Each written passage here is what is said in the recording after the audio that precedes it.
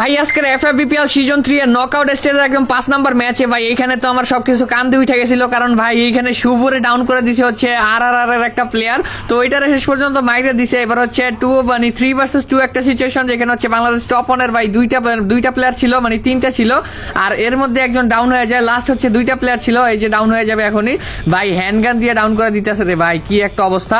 আর ওদিকে down already হয়ে গেছে। এবার হচ্ছে বাংলাদেশ টপ অনের মাত্র দুইটা প্লেয়ার আছে, তাও আবার মাহফুজ ভাই ডাউন, আর ওদিকে হচ্ছে মেহেদি বাইচে আছে, আর এদিকে ভাই স্নাইপার প্লেয়ার একটা বাইচে আছে। আর যাই হোক দেখা যাক ভাই, ওদিকে রিভাইভটা কিন্তু কমপ্লিট করার ট্রাই করতেছে। তোমরা যারা ম্যাচ দেখছো তারা তো অবশ্যই দেখছো।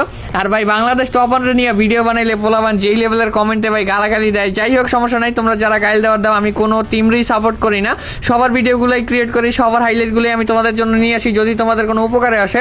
আর গাইল দিলে সমস্যা নাই ভাই, গাইল দিয়ে যাও, কমেন্ট বক্সটা অন আছে, যাদের মন চায়, যারা আরএসকে ফ্যান আছো, যারা অন্য অন্য টিমের ফ্যান আছো, গাইল দিয়ে যাও। আর ফাইনালি ভাই এখানে মেহেদি ভাই যেই কোপটা দিয়েছে ভাই, তখন একটু শান্তি লাগতেছিল, কারণ ভাই এটা বাংলাদেশ টপানোর জন্য একটা দরকার ছিল।